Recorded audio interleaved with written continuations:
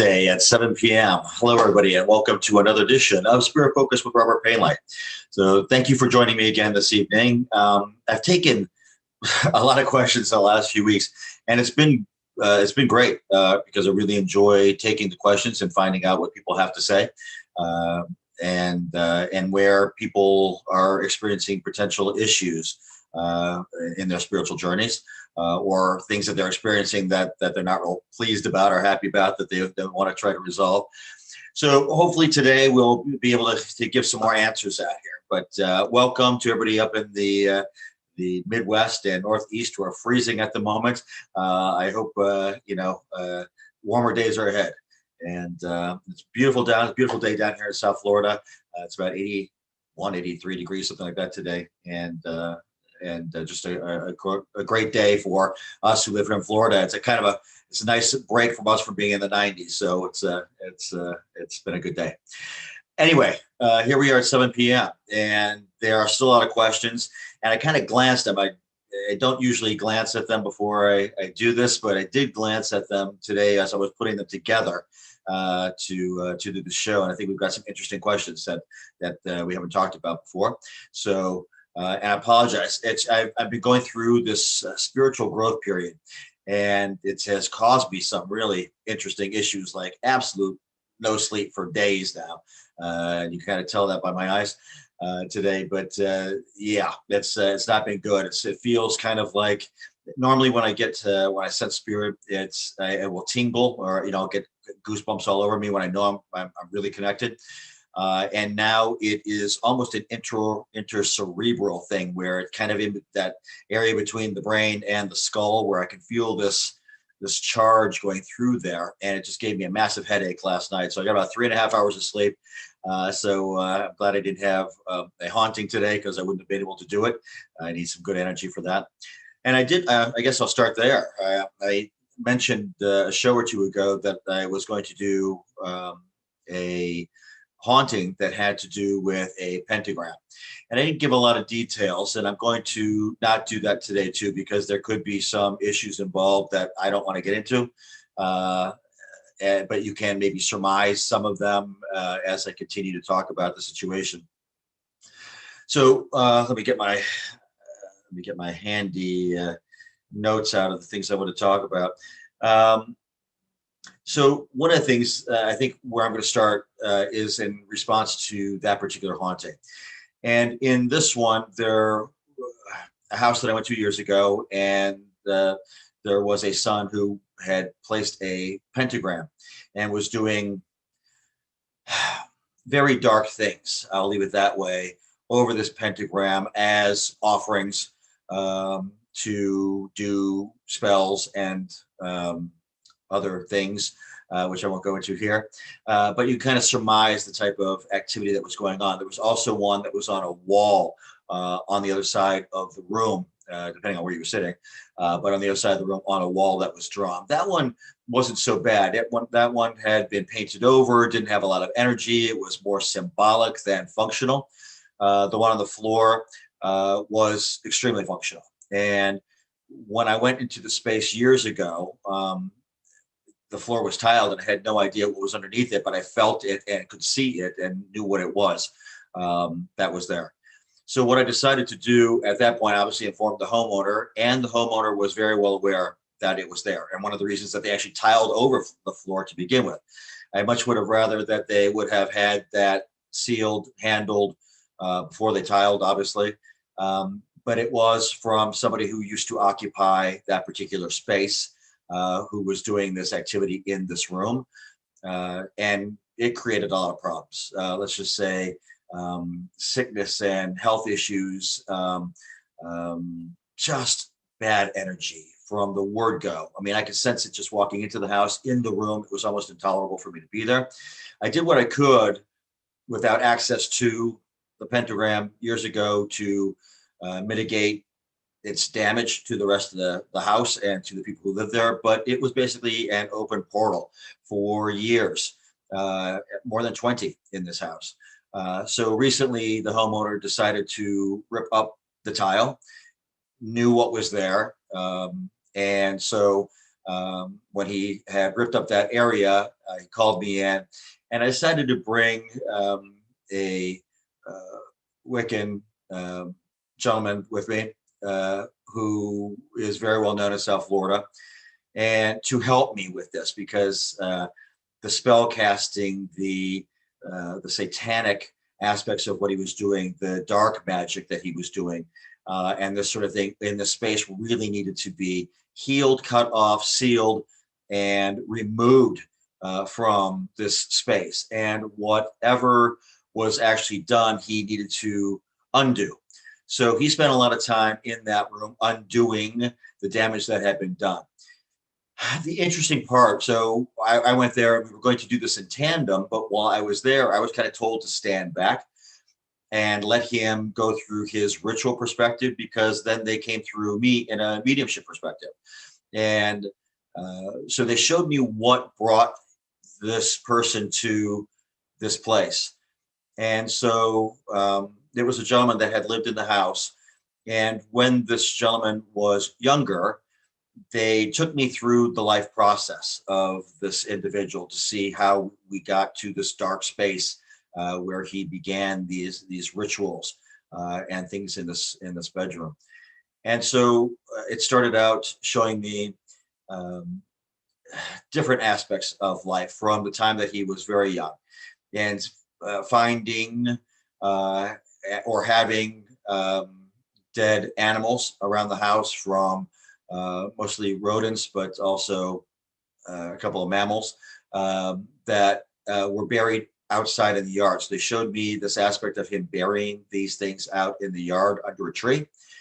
Um, and then after the tree aspect, there was also, they were showing me a light blue car.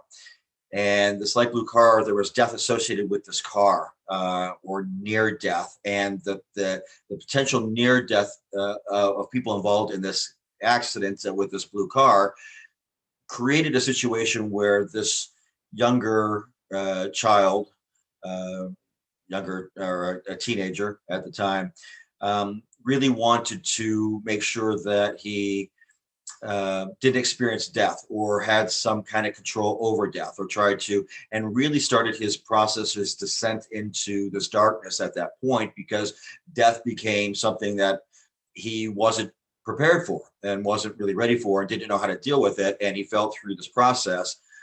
He got involved in some online games that I won't mention here either that were fantasy, dark, magic related, and this took him down this path of satanic worship. And so this was his descent, but it was caused by a series of things that were happening in the home. Um, and this was all confirmed by a relative of his in the house. So, I'm getting all this sense of what's going on and this process of why it's happening. And I didn't want it to be known to this individual that we were undoing all of this because it would have made the job much more difficult for my friend Chris Johnson and myself to be able to go through this ritual and prayer and process that we needed to go through to remove this energy. I didn't want it to be interfered with in any way, shape, or form.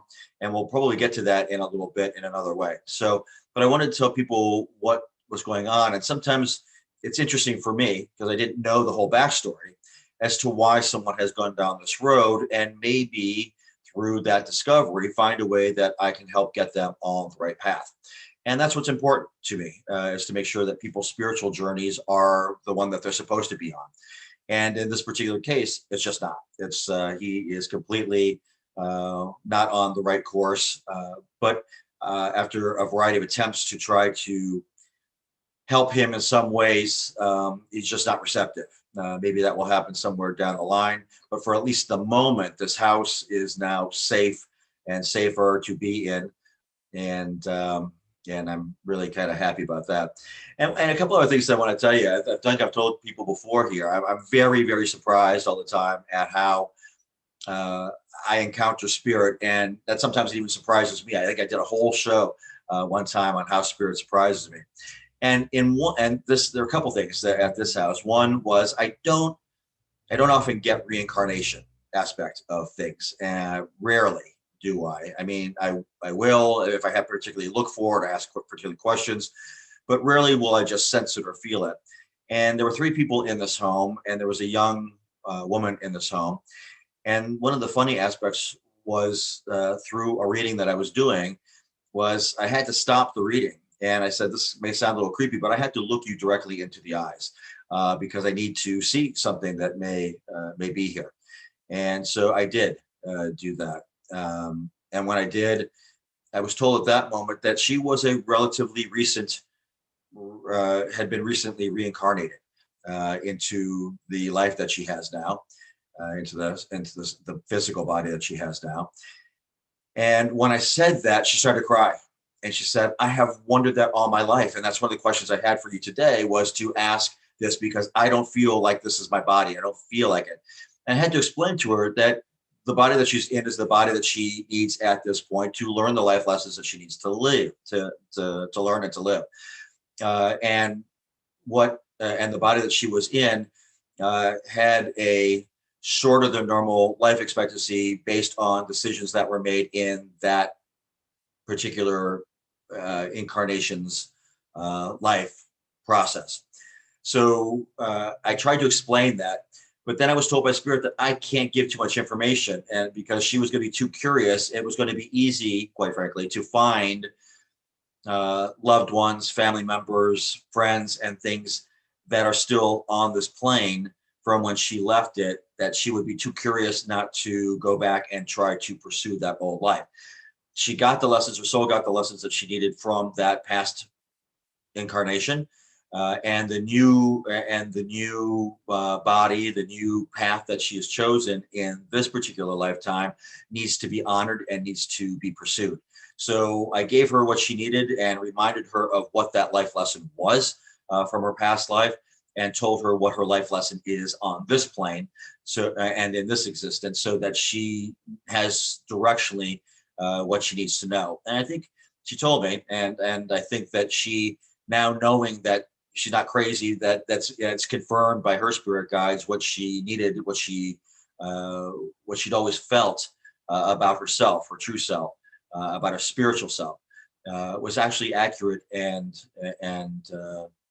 in line with her thought process. There's nothing more disconcerting. And I have some people that I know in the transgender community. There's nothing so disconcerting sometimes as not feeling, that you're in the right body. And from anyone who sometimes may feel this, if you want to get in contact with me, let's talk about it. Let's find out. But it's very easy for many mediums. Haven't talked to many mediums about reincarnation as such. But it's pretty easy for me to look to the soul through the eyes. That's why I usually will ask for pictures of people maybe who've deceased, or if there's somebody you want to particularly hear from, because I do get a lot of information through the eyes in pictures, and even old pictures or whatever it happens to be. The personality comes through. Usually the spirit will come through because now I have a connection. So those are things I ask for when I'm coming to do a reading. And it may sound strange, but different mediums get information in different ways. Some get it through an object, some get it through through a black mirror or a water or whatever, whatever, I hate to say medium, but whatever, type or tangible medium they want to use to help focus their energy to get that information. But mine are the eyes, and it's very easy for me to do that. So the reincarnation aspect of this woman was fascinating for me as a medium, because I don't encounter it every day. So it's kind of that's kind of one of the fun aspects of what I do. Another one that was interesting, a couple more, but the one that was also interesting was we were standing on one side of the yard, and they had just recently got another animal in the house in the last 2 weeks, and the animal had had an accident. And they asked me if it was because of the activity that was in the house, whether it was spiritually related. So my spirit again, I asked what happened, and they showed me. So we're standing outside the backyard, and I guess it's the side yard, and they showed me this black kind of cage that was square, and apparently this animal had was asleep and had gotten its leg twisted somehow. It went through this wire, and it woke up and it felt this tug, and it twisted. And that's exactly what happened when they took this animal to the vet. It shows that it had torn an ACL. But that's exactly how it happened. It wasn't spiritually related at all. It was actually uh, just had a very earthbound cause from panic from a small baby animal who didn't know any better on how to deal with the situation that it found itself in. Had it just moved normally, it would have been fine. But that moment of panic caused this to happen with this animal. And the animal, by the way, is going to be just fine.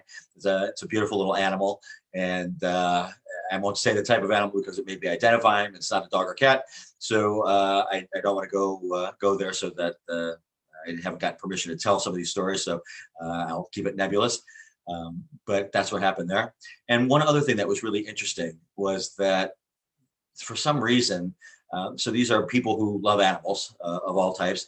And so I'm standing on the side yard and said, something they're telling me on the other side of this house that there is a snake. I said, have you encountered a snake? They said, absolutely not. I've lived here for 35 years, never seen a snake on my property. I said, can we go to the other side? Because they're talking about the snake, and it's a snake that's a constrictor. And and they're saying, don't get rid of it because it's killing small rodents that are going to create a problem in your home. So leave it alone when you find the snake. And he told me 2 days before, he had found a small black mouse that was dead, and he couldn't figure out the cause of it, but it was laying right next to the house. I said, well, let's go over there because this is what they're telling me is about the snake. And so we went to the other side of the house, and we're standing there talking. And sure enough, about 5 feet next to us, there was a snake. And it kind of wound its way toward us a little bit, stopped, was not afraid of us in any stretch of the imagination.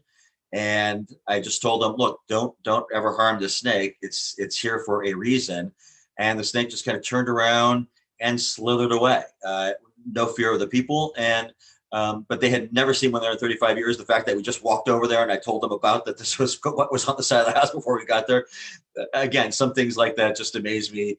And I don't know why sometimes they show me things that they do, but it makes sense when you actually go and you look at it. So interesting. I find that stuff fascinating, even for myself, even doing what I do and for how long I've done it. It's still fascinating to see just ways that spirit continually surprises me with the information that they give me. So let's get into questions now. That was a long trip, but I mean the process itself that we went through, and I had help, was 5 hours to do the job that we did the other day. So the fact that I managed to get through it in 20 minutes is pretty good. Okay. Question number 1. Hey, Robert. Yeah. Hey, Robert, I love this. Can old spiritual stuff, I don't know what stuff means, can old spiritual stuff come back once you get rid of it? Yes, in a word. That was, I kind of alluded to that in the last story. The fact that I didn't want to be interfered with by this individual who left something did and opened a portal in this house and was doing rituals and things in this house to feed into that negative energy in that scenario is problematic. I will tell you through just personal experience, I have seen things come back, and the reason that they have is much like when you encounter a soul. So you're on a train ride someplace perhaps, and you give your life story to someone, as Americans, we're typical, where we kind of do, we get to know people very quickly, and we open up and give our life stories on a plane flight or on a train or wherever we happen to be. And once you give your energy away like that, and somebody knows something else about you, it gives them a little bit of power through knowledge. Obviously, if they don't know, if you kept it all to yourself and they don't know anything about you, but the fact that now they know something personal about you, gives them a little bit of power to feel like they can contact you or be in your life in some way or comment on it or whatever. Um, I'm not telling people to shut down, but I'm talking from a spiritual perspective that once you open yourself up or invite energy into your space, there is an energy signature that exists, and it's a two-way street. With spirit, they have your energy, and with you, if you're in tuned in that way, you will have that energy as well. And one of the stories that I've told before was one where a girl was playing with a Ouija board, and and she brought this energy called John forth, and she would bring friends over from school and commanded to do things like make things, a cup fly off a counter or do something, and the friends were amazed that this was happening. And she gained popularity through this negative interaction with the spirit. Well, it was fine for a while it was doing benign things, but then it started to get aggressive with her. And then she wanted it gone. Well, for me, you brought it here. You need to help get rid of it. And I've always, this time it wasn't possible with this gentleman who no longer lives in that home and left that home 20 years ago. I couldn't bring him back to that space to undo or help undo what he had done. But in this case, with this young girl, it was possible. And I made her sit there and tell this, what she brought forward, to go away, and sealed it off. But for the rest of her life, I warned her already, this is years ago now, never to call this thing forward again, because she can bring it back. She has the ability and she has the power and the energy signature to be able to do so. So I cautioned her on that. Again, it depends on the type of spirit, depends what I do with the spirit, the banishment or where it's sent or whatever. But by and large, you can have things return to a site under the right circumstances. It doesn't happen all the time. I've done banishments, I've done things of this nature where things have never returned, and it's fine. That happens a lot of time in vacant houses. However, when I have a haunting where the haunting is associated with a person, and I have one of those now, this one of these spirits is so connected to a person that really, really challenging to remove and disconnect this energy, because this energy was so strong in life. In death, it's hard to remove. And if they're incredibly stubborn, I hate to take drastic measures against a soul that has not maybe quite crossed, that has not crossed yet, or because it really doesn't happen usually with souls that are crossed, unless they're just a little over eager to get in and give information and try to help and not understanding the ramifications of what they're doing from the other side. But if it's an earthbound spirit and they haven't crossed over, that can retain a lot of negative energy, and a lot of energy that is really, quite frankly, difficult to deal with. Most of the time, I've told many times on this program, I try, the Nancy Drew comes out at me and I really want to know what happened. And I'm trying to figure out and help these spirits and help these souls figure it out for themselves, because it's a lot easier on the soul to acknowledge, understand, forgive while they're here, rather than trying to learn that lesson on the other side. So I try to get them to understand and see the light, as it were, on while they still have not crossed, so that their more human spirit can understand and maybe make the adjustment before they cross. Doesn't always work. Not always successful at it, because again, it's not me. There is a personality there. There is a soul there that has free will still, because they haven't crossed. So they still retain a lot of that, sometimes belligerence or independence or stubbornness or whatever it happens to be that's causing or creating. So, and sometimes it's love, sometimes it's lust, sometimes it's passion, and things that bind these spirits to a soul on this plane, and they will do anything to try to keep that connection as long as possible. And that's what makes it challenging for a medium like myself to be able to remove that type of energy. Sometimes, I would say maybe in 10% of cases, is it really challenging, where you have somebody who is completely, from my perspective, obnoxious enough that, or what's the word I want to use? It's kind of more self-involved, that they don't understand the ramifications to their actions still, even though they have passed on from this plane and still haven't let them, I should say, passed on from their life in their in their body, but haven't crossed over yet into God's light. And when they're stuck in that middle there, and they can be challenging to work with. And quite frankly, that's the majority of people or souls that I work with. Not that they're nasty, but these stuck individuals, the vast majority of them understand their lesson, understand the perspective that I'm coming from to try and get them to move across. But there are a few who have not. And it's taken maybe 2, 3, 4 visits sometimes to make sure, and a lot of work. And sometimes I bring in help to make sure that they understand what they're doing and how they're doing it, and the problems that they're causing. So, anyway, can they come back? Yes. Just what you need to try to do is really mitigate the connection if you possibly can. But sometimes, again, they're so strong and they're doing things to capture your attention and let you know that they're there. So, if you have that type of a spirit, please get a medium in to try and understand what it is that's going on. Because not usually is the person who's being affected by that type of entity able to deal with it. And quite frankly, it drives some of them crazy. I've had, I won't say that literally, but it feels to them that they're out of control with their life a little bit. I had one recently that the father had been in this woman's life for 28 years or 38 years since his death. And they're every day involved in the marriage, involved in her life, involved in her decisions. And that was a challenging spirit to deal with. There's one that I'm working with right now, too, that was an ex-lover that was tied to a soul on this plane, extremely strong connection, and now is almost torturing this woman. In her existence, she's passed on, but is still there, and prohibiting her from finding new relationships because of the jealousy and the rage at being gone, and things of this nature. That it just makes it very, very challenging to get through to that type of an individual. It would be challenging to do that and help that individually from a psychological perspective on this plane.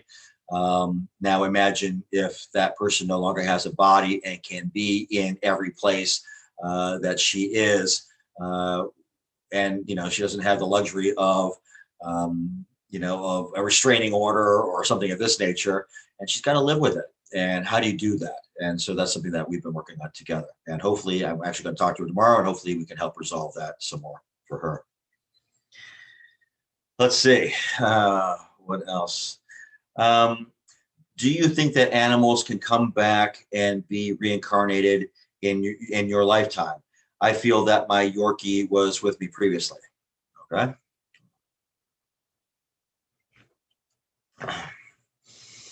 In a word, yes. I feel that the dog that my husband and I had, Kai, was reincarnated from an animal from a dog that we had when I was a young child. And I could tell, again, it was that looking in the eyes of this animal when we got her and she chose us, that she came into our lives for a reason. And understand what animals are. Animals are not humans, but animals can be guides for us and help us and open us up and get us to feel and sense and deal with emotions better than a lot of humans can. And that's just a proven fact. Just by petting an animal, your blood pressure will lower several points. How you interact. There are many people that treat their animals as their children. I'm like that. I wasn't going to have children naturally. This was my shot at raising this life that may never get beyond like a 2-year-old brain power. But obviously, she was a learning, feeling, sensitive, understanding, caring soul. And that's what's important. That's what these souls do for our human existence. So it's very good to have animals around us. And I think that's one of the things that people have found during the pandemic is that having these animals around to console, to empower, to engage, to inspire, and so many other emotions that people have found a need for animals in their lives when they may not have felt that before. I think that the pandemic, and that's why you see, I think the pandemic has done this. I think that's why you see the huge decline in populations in shelters around the country. Um, so, by the way, just as a complete side note, if you can, please look at adopting larger dogs as well and older dogs. These animals have, and a lot of times, suffered or are suffering more so than younger animals, because of maybe other abusive situations, or they lost an owner, or whatever it happens to be. Try if you can to give them a home. Okay. So apart from that, let me go back. Uh, the the aspect that I want to talk about here, as far as reincarnation of animals, is that since they are traveling with us, and they are, in my case, and a soul that needs to be with me to guide me, she gives me information now. I'm very, very, I hate to say it this way, spirit is very good to me about giving me information about animals. Again, there's never uh, a a non-team effort in what I do. This is, I've got spirits helping me out and guiding me and telling me things so that I can help other people. So this is not an ego-driven endeavor for me, or at least I try to never make it that way, because I think it reduces my gift and my effectiveness in what I'm doing. But an animal guide in itself, and having one reincarnate, I think it happens more often than people think, because these animals are supposed to be with us. And I have seen animals on the other side with owners. When I've encountered spirits on the other side, sometimes there are dogs or cats or horses or birds with them, that the person on this plane that we would call the living would understand, and understand the reference, and why that animal would be with that soul. They are there to guide. They're there to help. They're there to be eyes, ears, and things, kind of like a guard dog would be here. They know about an intruder before you do. They bark to protect you, and to alert you. That same thing happens, I think, for a lot of mediums from a spiritual sense. My dog used to be able to tell me, she would see spirits sometimes before even I would in the house, and just run to a place, sit there, look straight up, and bark at it, and then maybe, I don't know, 20 seconds later, I would see somebody appear. But she already saw it before I would get there. So she was a good alert system. And now that she's passed on, she also helps me, particularly with dogs and cats in particular, when they have health issues, and what issues they're going to face, and when it's going to happen, and how it's going to happen, and what people should look out for. So I do a lot of pet readings in that way.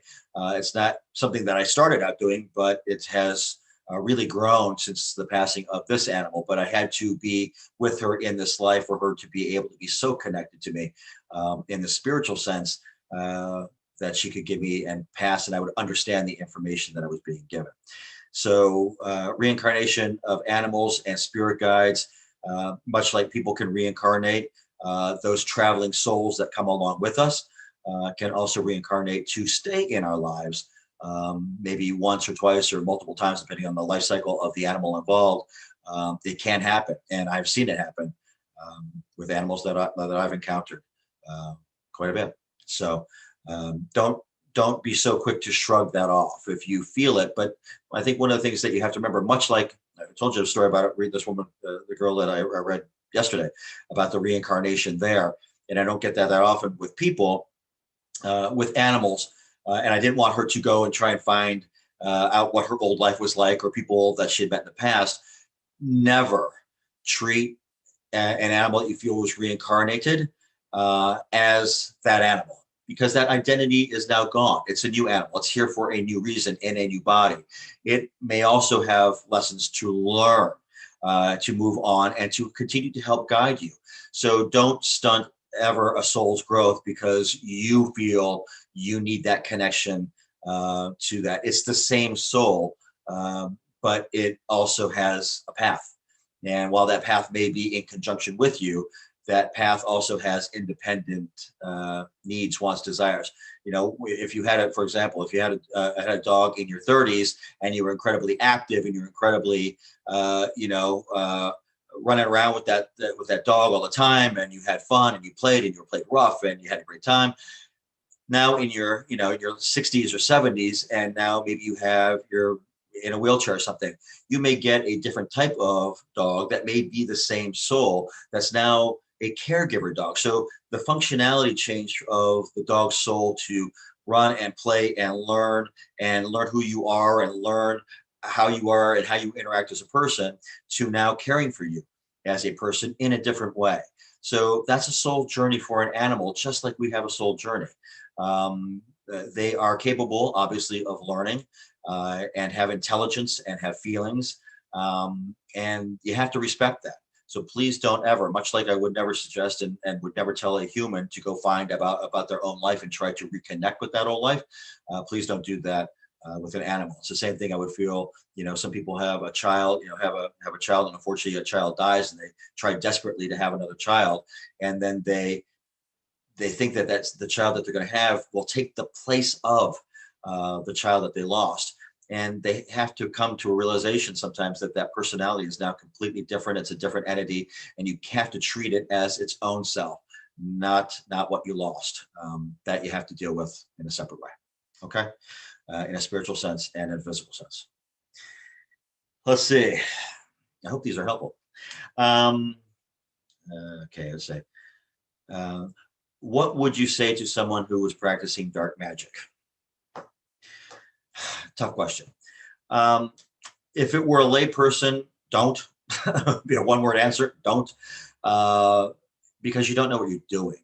I'm okay. It's not my choice. It's not my place to tell people what they can or can't do on their spiritual journey. Everyone has free will, and I need to respect that. It's not something that I would do, dabble in, or comment on in any negative way. Does it exist? Yes. Is it something that I would do? No. But that's just me personally. There is a place for darker magic in this world.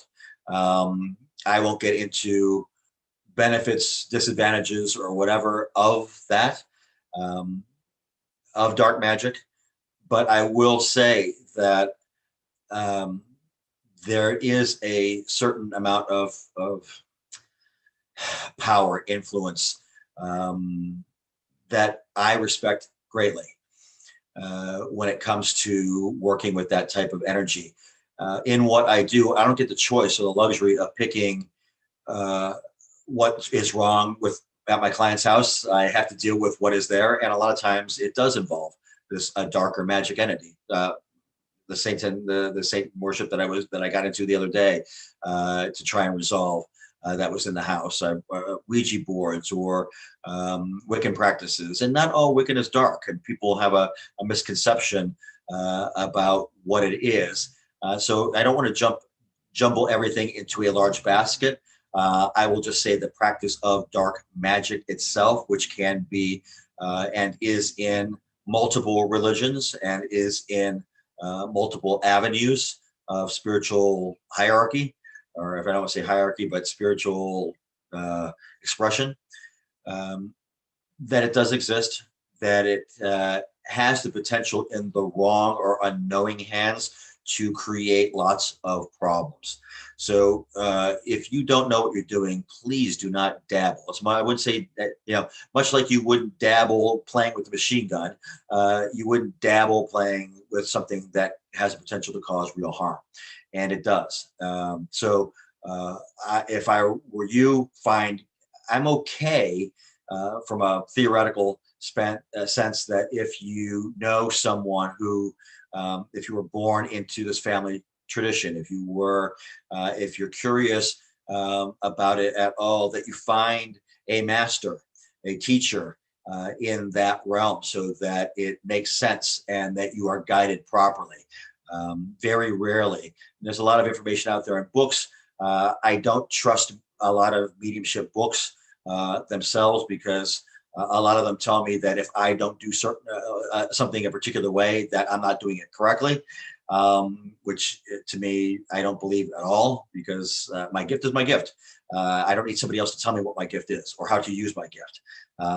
Their book should be about them specifically, maybe guides or tools how to get there, much like the advice I'm giving here.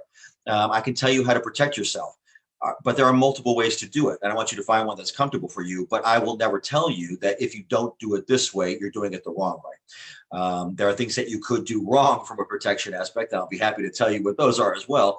But you really need to have a solid basis and grounding with someone in that area who knows what they're talking about, knows what they're doing if you're going to go down that route.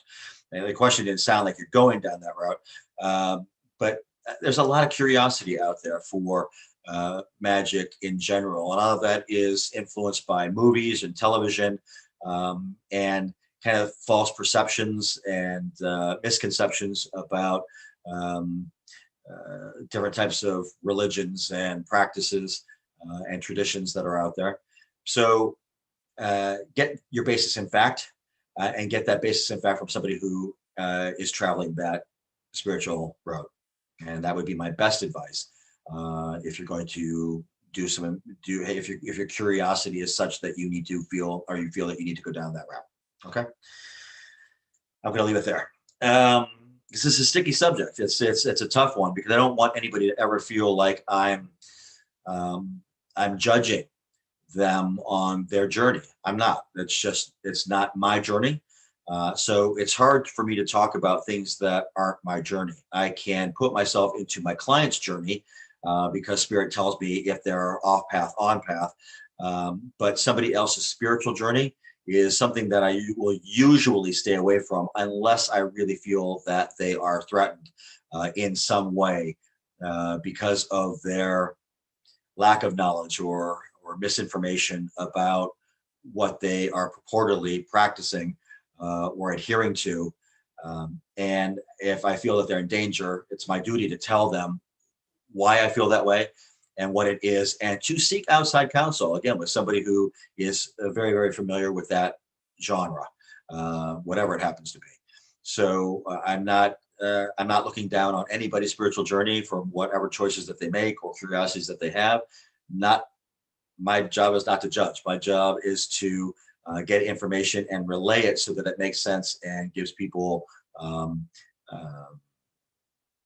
knowledge and power about their life journey in a way that they maybe couldn't do by themselves.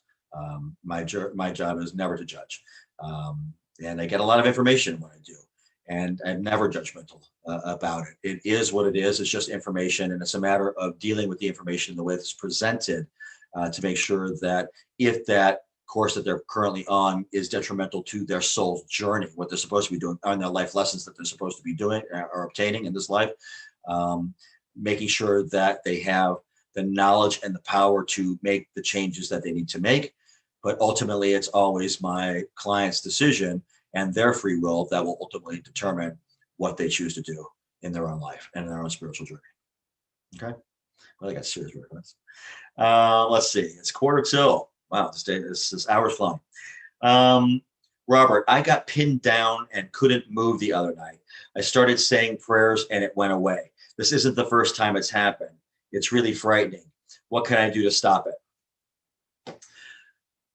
Good question. I don't think I've ever addressed this one before. Being pinned down by spirit.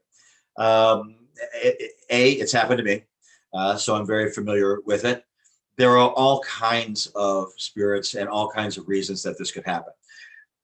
I like to look for, I've said many times, I like to look for the rational before I look for the irrational or spiritual or religious or whatever aspect of it. I'm a realist in that way and try to keep grounded on this plane enough that not everything is spiritually related in a sense. And so let's talk about being pinned down. There is such a thing as, don't always was that. There is such a thing it's called sleep paralysis, and it's a real thing. And it's basically your brain shutting down in a particular way that it's not fully awake yet. You may feel that way or sense things, but it's keeping you from moving. So it's a real thing. It's a real event. It exists. So sometimes some of these events are sleep paralysis related. Other times there could be a medication related where the medication will also wake your brain, but keep muscles and things immobile where you can't move. I've seen that happen numerous times as well in what I do. Going on to now spiritual attack, which I kind of consider it. If you are being held against your will in on this plane, it's kidnapping or restraint or something, and that's punishable in our society. And similarly, when I feel violated, if I'm being pinned down, it's only happened to me a couple of times, and it's happened when I wasn't where I am on my journey now. I would find it incredibly surprising if that could happen to me at this point. I won't say it won't happen. Spirit always surprises me. But I will say that it hasn't happened since I know my gift well. So, so many, it can be so many things. And I get the frightening aspect of it, but I would ask you to kind of rationally look at it. I always say, don't fear spirit. For the most part, spirit's not going to harm you. They may be trying to get your attention, and the way that they choose to do it may be, but not completely benign, to like showing a penny or showing a butterfly or seeing an orb or actually seeing a spirit. To the opposite end of nice spirits, where you're being scratched or manipulated or moved or bumped or they go through you. It's all to me a little bit of an assault on your person, on your space, on your soul's area in the body that, and whatever body you're traveling in. So I don't like it. But I understand that not always is it a bad thing. It is a lot of the time. I don't want people to freak out about it, but there are all kinds of entities and spirits that can do that. And without having specifics or getting the energy from this particular individual asked the question, it's hard for me to say exactly what this was. But there's all kinds of things out in the spiritual plane that can do what you were experiencing. Go for the rational first. If there's not a rational explanation for it, then move toward the spiritual end of things. I wouldn't just assume right away that it is spirit related. If you're saying this wasn't the first time, look for commonalities, look for patterns, what you were doing, what you're thinking, what you were dreaming at the time that this happened, and see if you can kind of get a glimpse into what may be happening to you. Or call somebody, call a medium, call somebody like myself to maybe help figure that out. In this type of format, it's very difficult to do this. I'm going to be changing, and we'll get there in a second, but I will be changing up this format a little bit. I think I'm answering questions that are sent in because we are on 4 different platforms. So it's hard for me to monitor all 4 platforms and actually give responses in real time. So I'm kind of answering questions as I get them, or via the internet, via my website. So I'm going to change that up, and I think I'm going to start to do some live shows, not live like this, but just kind of like Facebook Live or something, where I can respond and ask questions, because I think I'm giving sometimes here general answers because I don't know the specifics of the case. I think it'll be interesting for the audience too to see what people are experiencing, not just hearing it secondhand from me, but also what somebody's experiencing and what the advice is to try and help stop that from happening, or what they should be doing from a spiritual perspective to help improve the situation that they're in. So look for a format change here shortly, so that hopefully we can have a little bit more information, and it could be a little bit more specific to help everyone out there that will be watching. Let's see. Actually, there's only 10 minutes left, and I have actually only one more question, so I won't drag it on too long. Is there such a thing as karma? Again, I'm going to give you simple one-word answers. Yes, there is.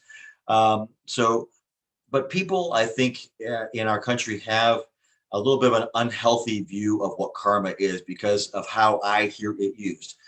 So karma is basically the overall, in a layman's terms, an overall spiritual effect of making everything even out, to put a cosmic balancing in place over people, places, events, and things.